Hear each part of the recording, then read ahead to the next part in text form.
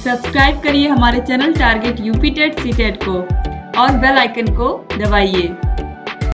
Hello friends, मैं रेनू स्वागत करती हूँ आप सभी भावी अध्यापक एवं अध्यापिकाओं का आपके अपने channel target UP TET C TET में।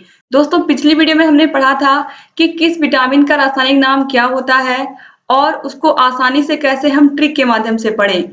तो उसको हमने बहुत ही इजी वे में ट्रिक के माध्यम से पढ़ा था और वो ट्रिक क्या था? रक्त एक टॉफी। और उसी के आधार पर हमने सभी विटामिन के रासायनिक नामों को अच्छे से पढ़ करके समझ लिया था और याद भी कर लिया था। इसके अलावा कौन से विटामिन का स्रोत क्या क्या चीजें होती हैं, विटामिन ए कहाँ से मिलता है, विटामिन बी कहाँ से मिलता है, विटामिन सी कहाँ से मिलता है, विटामिन डी कहाँ से मिलता है, इन सभी के विषय में हमने ऑलरेडी पिछली वीडियो में पढ़ रखा है। अगर आपने वो वीडियो नहीं देखा होगा तो इस वीडियो को देखने के बाद आप उस वीडियो को जरूर देखिएगा, क्योंकि वो वीडियो भी आपके बहुत काम का है और उसका भी लिंक आपको डिस्क्रिप्शन बॉक्स में मिल जाएगा।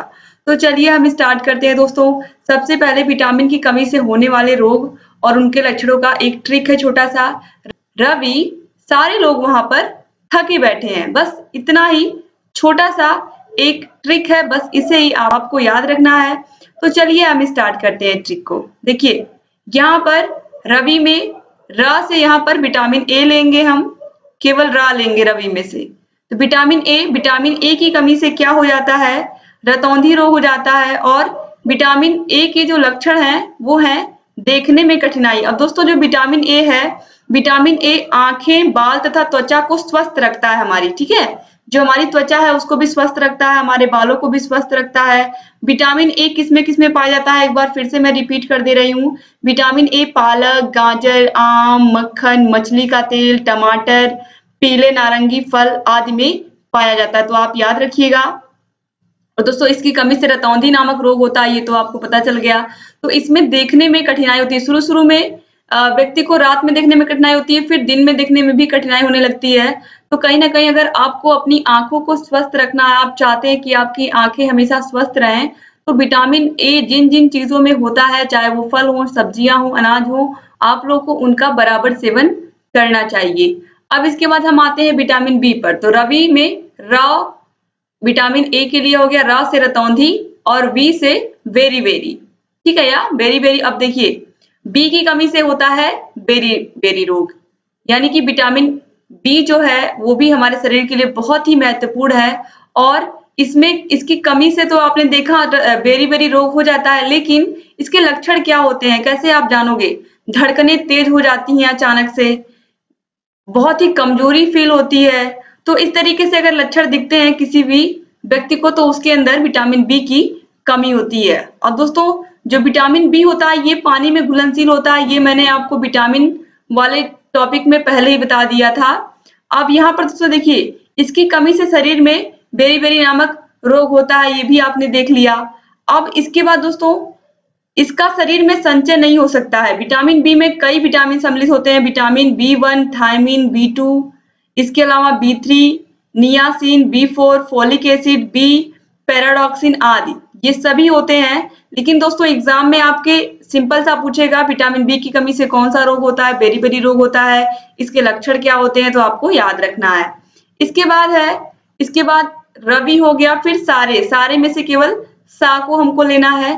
सा से हो जाएगा स्कर्वी, यानी कि विटामिन सी की कमी से क्या हो जाता है? स्कर्वी रोग होता है। स्कर्वी रोग क्या होता है? जो हमारे दांत होते हैं और मसूड़े होते हैं, जो हमारा मुंह होता है, इसका मैक्सिमम चीज किससे जुड़ा होता है? पेट से जुड़ा होता है, ठीक है। तो अगर हमारा पेट सही रहेगा तो हमारी जीभ, हमारे दांत सब स्वस्थ रहेंगे।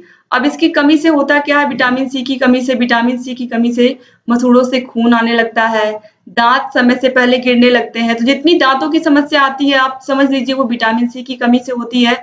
और विटामिन सी के स्रोत क्या है? सारे खट्टे फल, चाहे वो आंवला हो या फिर नींबू हो या टमाटर हो, अंगूर हो, ये सभी क्या है? ये सभी विटामिन सी के स्रोत हैं। और जो भी जितने भी खट्टे फल मैंने आपको बताया सभी विटामिन सी के बहुत अच्छे स्रोत हैं।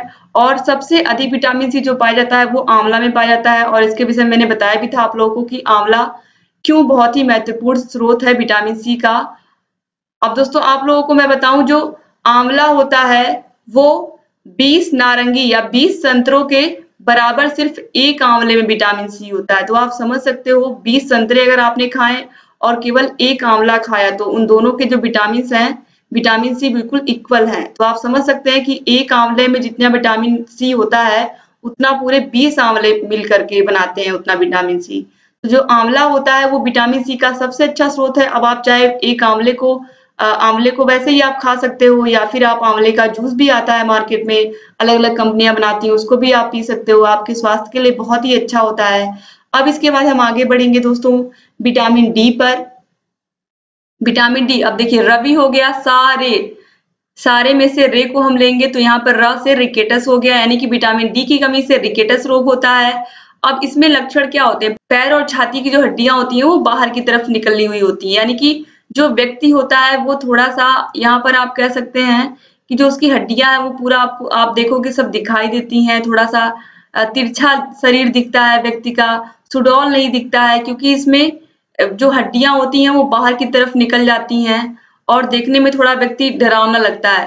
तो दोस्तों जो विटामिन डी होता है, आप सभी लोग को पता है विटामिन डी का सबसे अच्छा स्रोत होता है सूर्य का प्रकाश, और ये हमारी हड्डियों को मजबूत करता है। अगर हमारी हड्डियां मजबूत रहेंगी तो इस तरीके से हड्डियां बाहर की तरफ नहीं आएंगी।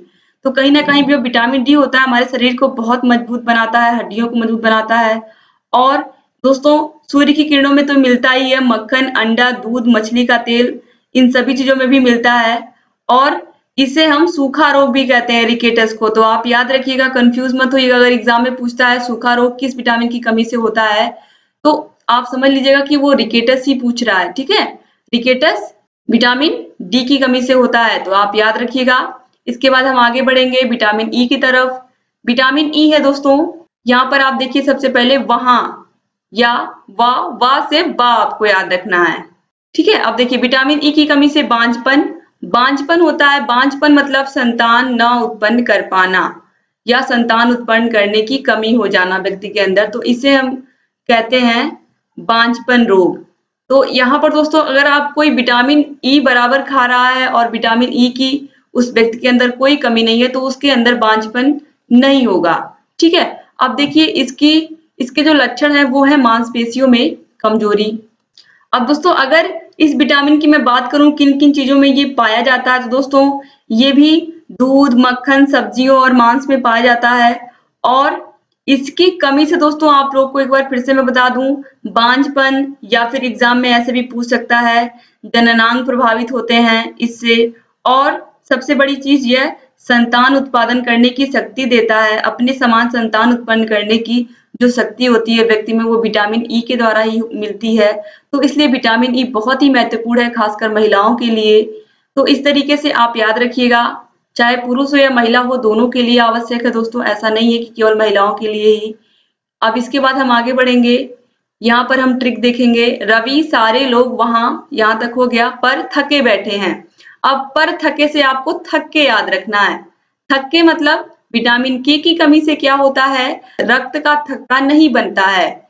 और ऐसा क्यों होता है, इसके लक्षण क्या होते हैं, खून का पतला होना। जब व्यक्ति का खून बहुत अधिक पतला होता है तो कहीं पर कट जाता है तो वो घाव, उससे बराबर खून निकलता रहता है, वो खून बंद ही नहीं होता है।